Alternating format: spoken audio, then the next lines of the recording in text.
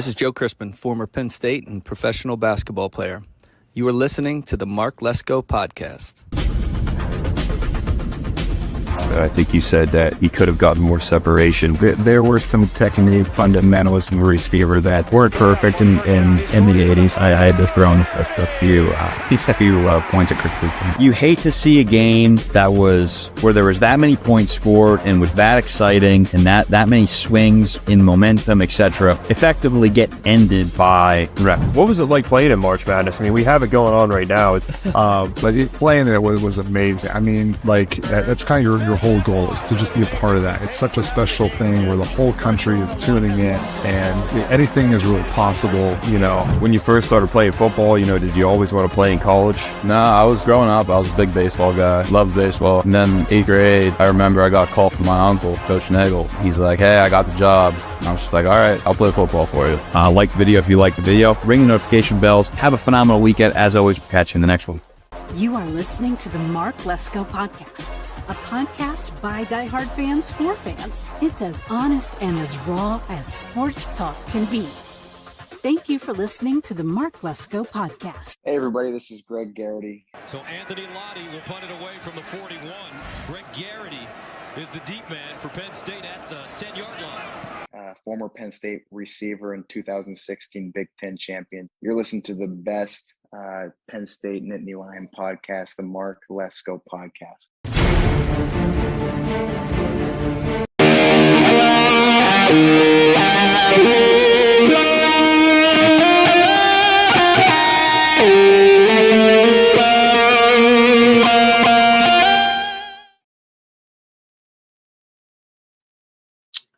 All right, everyone. Welcome back in to another episode of Steelers Central, joined by Jared Miller once again. Jared, welcome back in, man. We're going to do Falcons post-game and Broncos pre-game. If someone said, if the Steelers kick 6 field goals, they beat the Falcons, 3 of the field goals are over 50 yards, and they win and they lead the division after week 1 without a touchdown. And they said, I'd give you $1 million if that happened, but if it doesn't happen, you owe me 100. I probably wouldn't do it.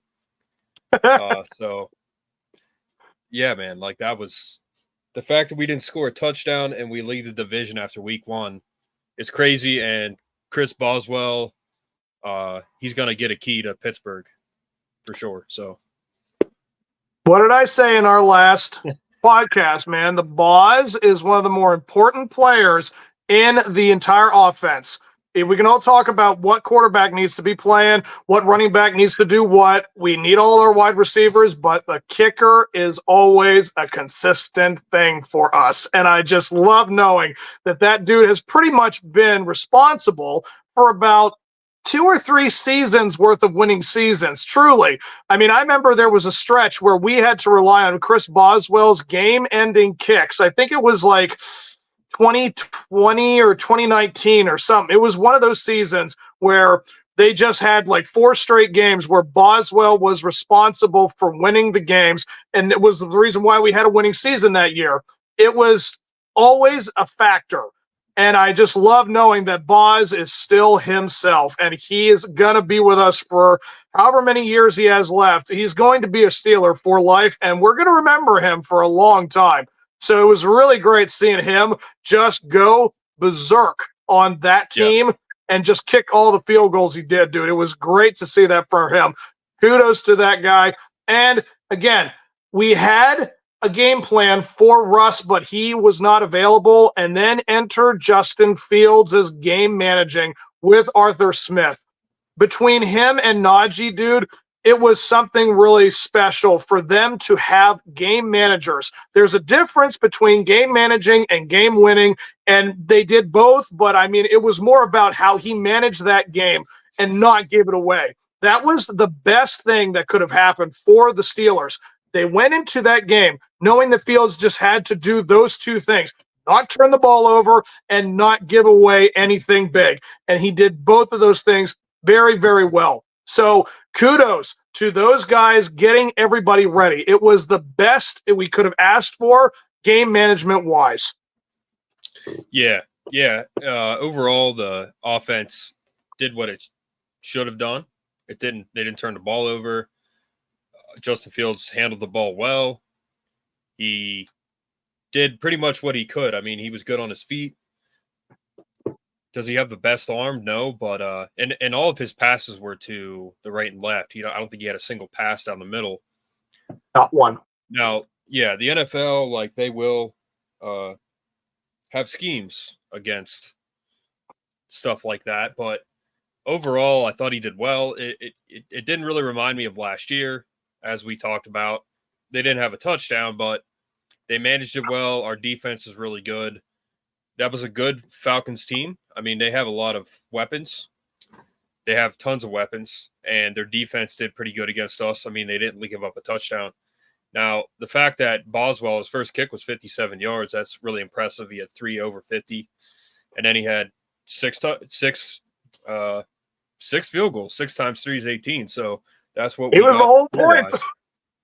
Yeah. So my brother had him as the kicker in our fantasy league, which is funny because he got like 20 points. And yes, this league, the league points wise, they're not as high as most leagues that I'm used to.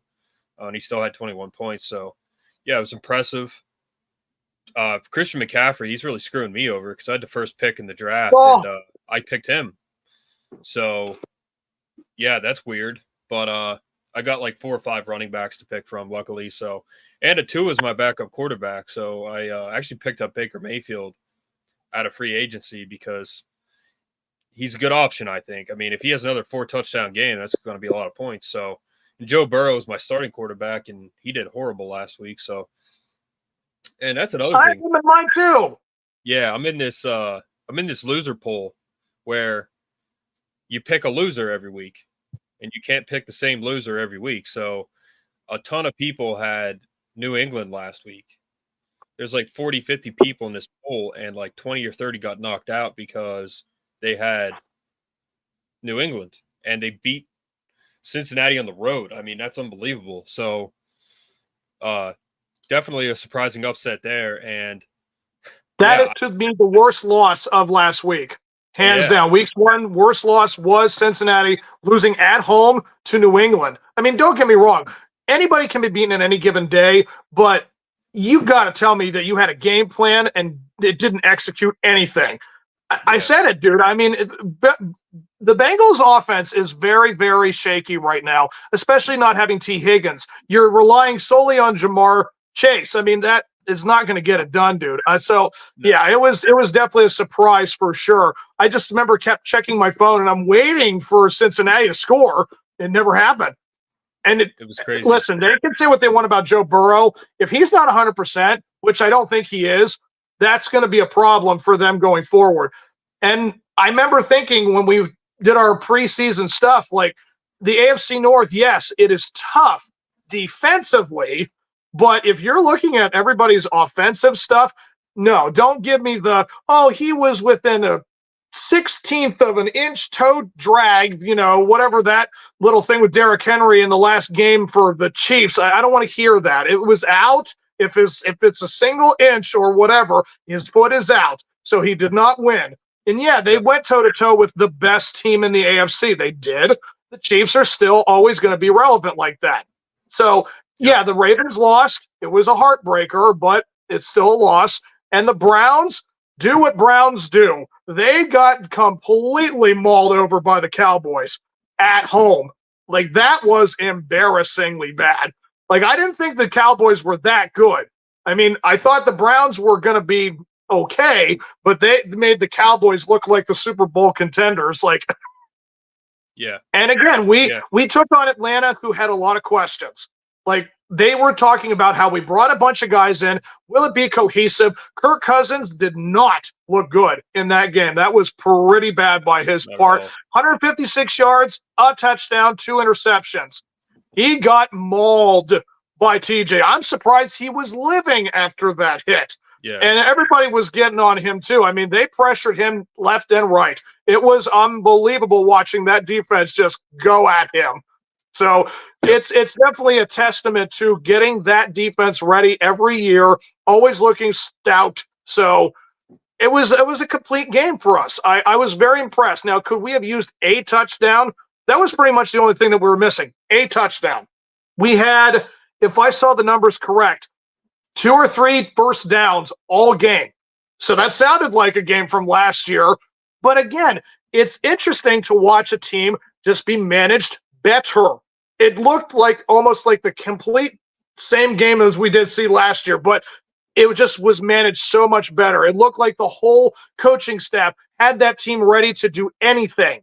So yes, it was very nice to see that. And again, we can only hope that this is a good thing for them and an improvement each week. Yeah. Jared, I'm going to play the Big Ben clip where he talks about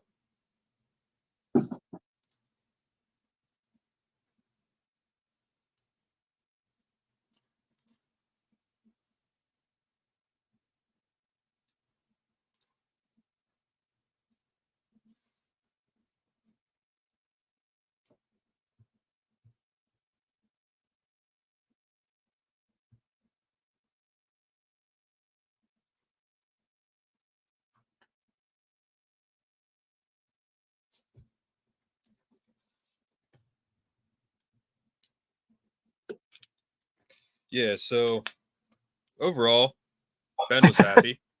Yeah, So, I mean, that's what it is. And Ben doesn't just hand out comments like that. He's pretty blunt, pretty, he's not an easy man to please. No.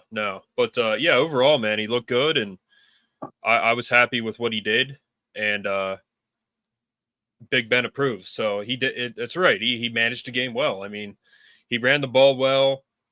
He had some good passes. He was composed. I mean, that's not easy, man. Coming into a new team on the road in Atlanta where it's very loud. They got weapons. Their defense isn't bad.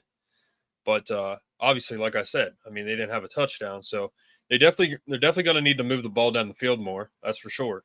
I mean, they're going to have to move down and get touchdowns. They have to. And, I do like Justin Fields. I like the fact that he's a good game manager. I mean, Russ, I don't know about him. I think he's really slow with his progressions, and I don't know how well that's going to fit the Steelers. And even if he does come in and play eventually, I don't know how long he will play. But he's out with an injury, which is pretty crazy, man. He just got here and he's already injured. So I don't know what's going to happen to him. He's on a 1-year deal. I don't know if he retires or if he continues to play and go somewhere else or stays with us. I'm not sure, but I'm happy going forward with Justin Fields. Now, we'll see in Denver tomorrow. It's going to be a tough game. I mean, they're not good, but it's Mile High. It's on the road. Sean Payton. They got Bo Nix. So we'll see, man. We'll see how they do. I mean, it's not going to be an easy win. That's for sure. I don't care whether they win or not. It's not going to be easy. So I hope they win, obviously, but it's not going to be easy no matter what. It doesn't matter who they are. Any NFL win is a good win. Any NFL win is tough. I don't care who you're playing. I mean, New England last week. I mean, that's unbelievable that they beat Cincinnati on the road. No one probably had that pick. I mean, that's insane. So, I mean, what you're looking at right now for Denver, I did look at the numbers, dude, and comparatively, I mean, the only thing they did better than us was score 20 points as opposed to our 18. Everything else, we are a better team over the Broncos. Bo Nix's numbers, what did I see? I think 24 completions for 130 some yards. That's bad. That is maybe 6 yards a throw, maybe 5. It's definitely, and again, the Seahawks, they always have a great front line. They always have some of the better numbers for defense. So, I mean, that was not easy. Going into Seattle, I mean, that was not easy. So I understand their numbers were limited based on what they were against. But still, Bo Nix, I mean, he's going to have an even tougher defense. If we are a 9, the Seattle Seahawks are about a 7. If that's where we're ranking out of 1 to 10. So TJ, boy, if you want to feed off of somebody, it's not going to be fun for Nix. Bo is going to be wearing TJ's number because it's going to be imprinted on his face. It's just going to be pretty ugly. I'm not going to lie. I mean, the Denver offensive line is not good, dude. So, I mean, the defense should have a lot of fun in this game. If we had fun last week, we're going to have even more fun this week. It's just how it looks. So, yeah, I know Denver is like, that's the only element that I think is going to be the deciding factor. The fact that it's in Mile High, in the elevations it is. So it is going to be tough, yes. But I do actually expect us to have a much better offensive game based on this. Now, of course, if Roman Wilson, who is questionable for this game, enters when he wasn't available last week, he was out, he was hurt, that's going to be an interesting thing for a guy like Fields. Because, again, George Pickens, what was it? 2 plays were called back, and they were big gains. I think they were 20, 30-yard passes, and then we had to have them reversed because it was a bad call. Like, I think officiating helped a lot with kind of stymieing between Pickens and Fields. Like, they had good connection, and it should have been more. But, yeah, we had 2 bad calls, I think, against us. So, and then you have a guy entering like Wilson. If he's not available for this game, then we're certainly going to see him for the Chargers. I wouldn't rush it because, again, as long as they're managing the game well, this is all you need. I do know that it is going to be much better this coming week. So what do you have? I don't know any names on defense, to be honest, for the Denver. I mean, it's just. I think they have, is it Surtain? I know they have, I believe it's Patrick Surtain. Yes, you're right. Yep. They have a good owner in John Lynch, but they've just been down, man. Like, they've been down for a while. And, Bo Nix, I think, is going to be a solid quarterback, solid fit for them. But I don't know. I just think our defense is too good for them to have any sort of real chance against us. I think they're going to dominate, but, we'll see. Listen, I mean, I know that we had a lot of talk with Bo Nix. They said about Sean Payton compared him to Drew Brees a lot. I remember hearing about these comparisons. And so, yeah, I mean, I think Sean Payton thinks he's got a great quarterback. And so far in your rookie debut, yeah, you're going to have a lot of stumbling blocks.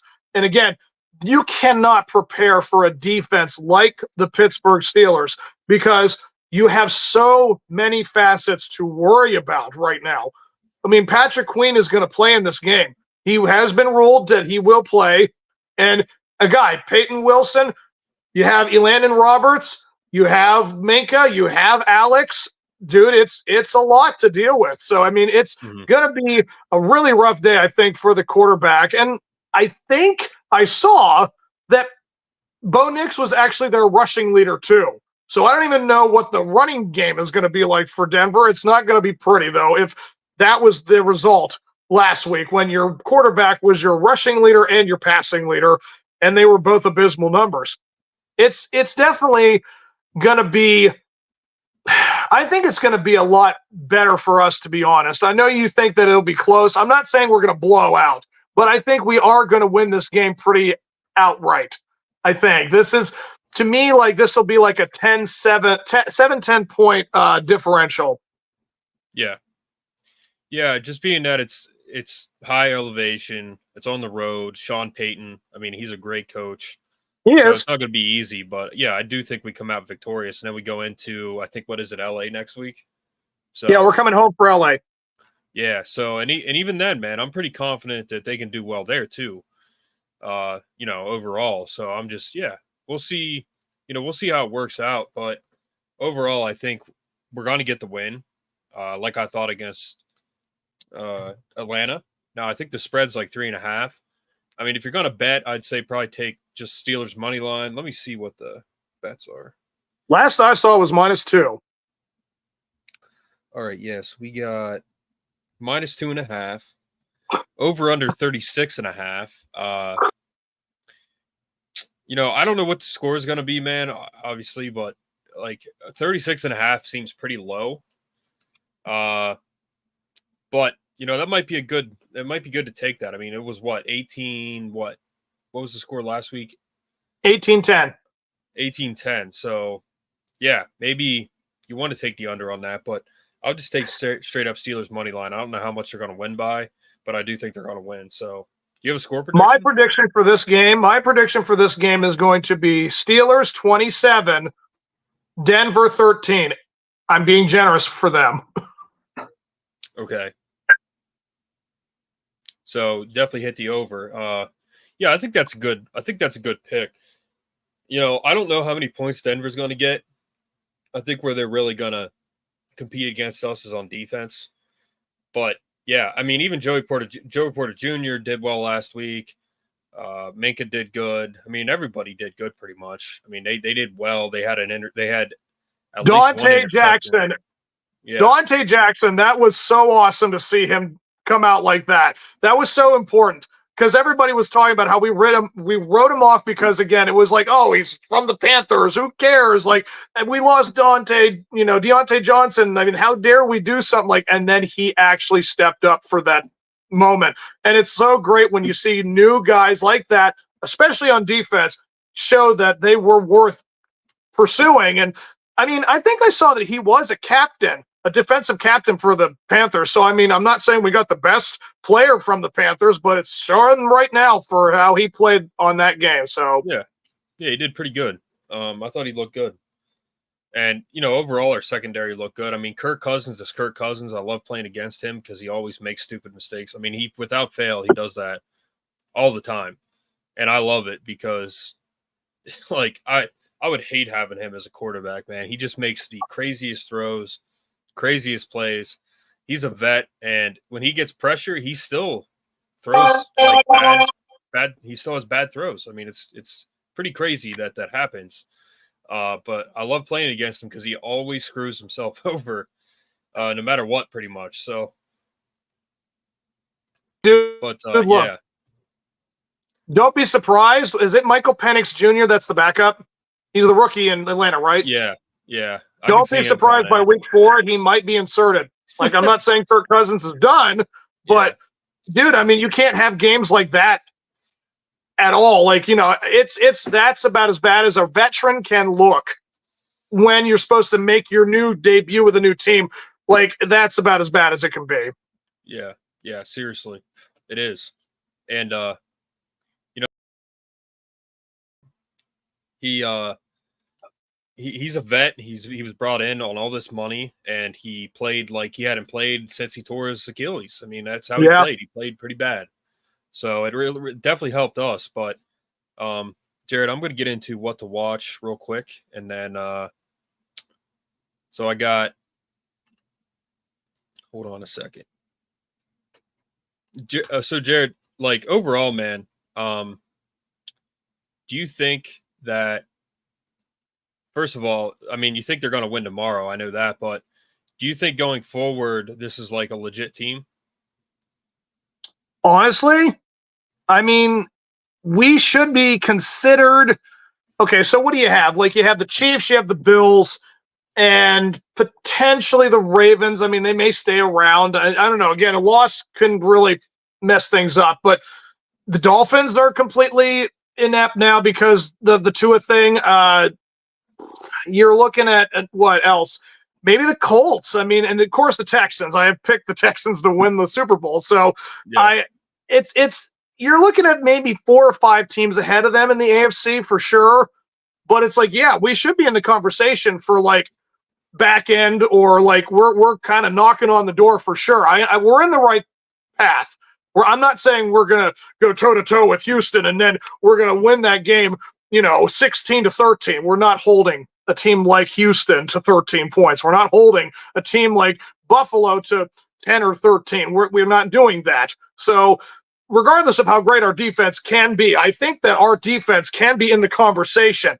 It's now, again, the offensive stuff where you have to know how to at least score 24, 27 points. If you can do that with the Steelers, with Justin Fields, if I can see that against a team like the Chargers next week, that will be the real test. I mean, I'm not saying that Denver is not going to be a practice game, but it's certainly a team that we should win against. Now, the Chargers have shown with Jim Harbaugh and all company that they could take us out pretty well. Like, they've got an offensive scheme. It's really going to be an interesting test for sure. If we can do that against a team like that and go 3-0 to start out the team or the season, I can say for sure we're a top 5 team in the AFC. Okay. Yeah. Like I think we can compete against LA. I think we can compete against. I think even we can even compete against Kansas City with our defense. Kansas City. I don't think they're going to repeat this year. I just don't think they can. It's very hard to do a three-peat.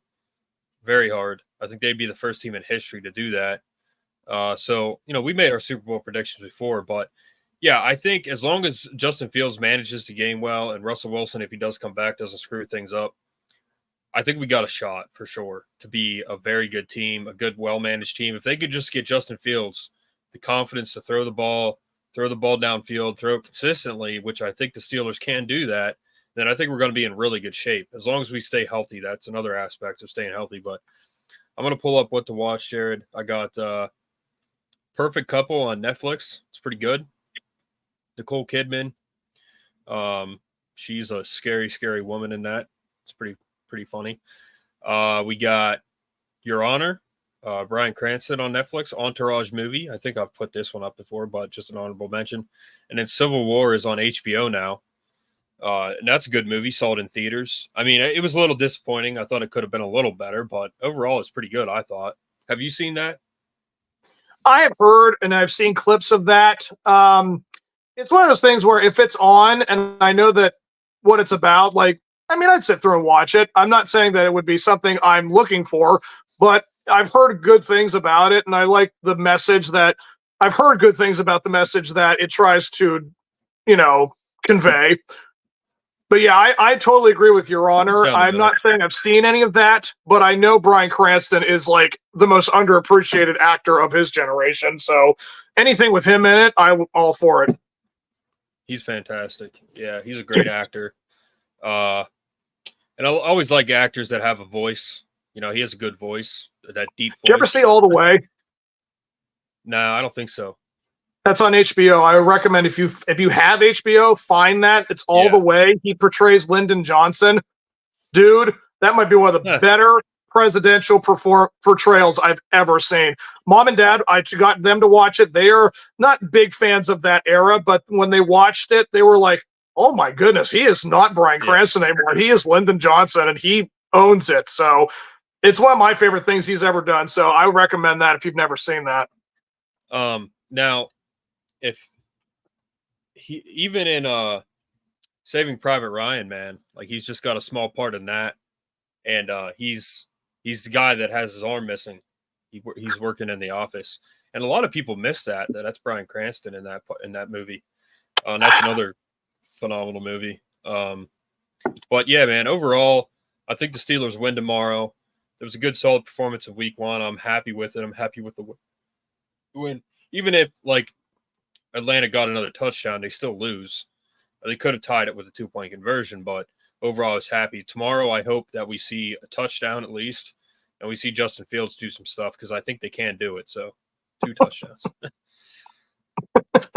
And another thing too, man, the run game looked pretty good. Najee didn't look too bad. The line looked pretty good. They did pull Broderick Jones for our rookie guy. So that's what their plan is.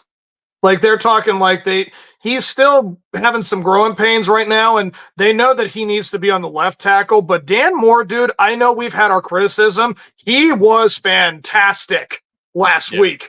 I mean, he definitely was all right, I got to get my stuff together. So he definitely goes out there and basically balls like what we thought Broderick Jones was going to look like.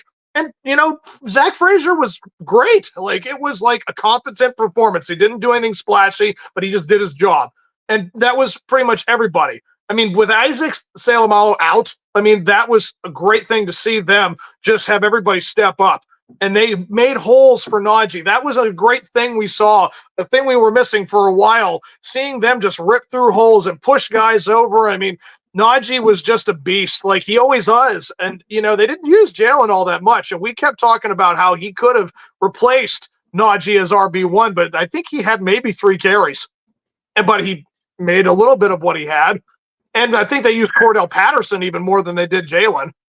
They showed that they have the best things coming with how they're improving. That was what we were all wondering. Is the offensive line going to even look decent? And, dude, they looked more than decent. They looked like a top 12 offensive line, I mean, I'm not going to say top 10, but they're around that area in the NFL right now. So I couldn't be happier with what I saw from them. And it's just going to probably more improve with a team like Denver with, I mean, what you got, what you said, Surtain. I mean, that's not going to like be the whole defense. You got to have at least 3 or 4 other guys. And with the Steelers, dude, you have everyone being a dude, everyone being a dog, everyone being a bro. It's great to see that the Steelers defense is never, ever going to go away. Like, that's one of the things I like so much about the Steelers, dude, is that I've always been a defensive guy. When I was a young guy and I was talking about what makes it exciting, everyone's like, oh, that 50, 60-yard pass. I'm like, no, when I watch a dude rip through another guy and smash that quarterback, that's something I look forward to seeing. And the Steelers are always doing that all the time. Yeah. So it was great to see all sides just have a complete game. And I feel like this is what we're going to see tomorrow. Yeah. All right, Jared. Well, thanks for coming on again, man. As always. I think we'll at least try to, we'll at least do Saturday next week, post game and pre-game. Got LA next week, but Denver tomorrow, Mile High, 425. It's going to be another day of red zone all day for me. So, and Jared, you're working, so you'll have to be watching your phone. But yeah, I'm. Dude, I'm done by 2:30. Sure. I'll be done by 2:30. I'll see this game tomorrow. So you'll be good then. All right, man. Yeah. Well, all right, everyone. Thanks for tuning in. And we will see you guys next week. Let's get another W tomorrow. Let's go, Steelers. See you, bud.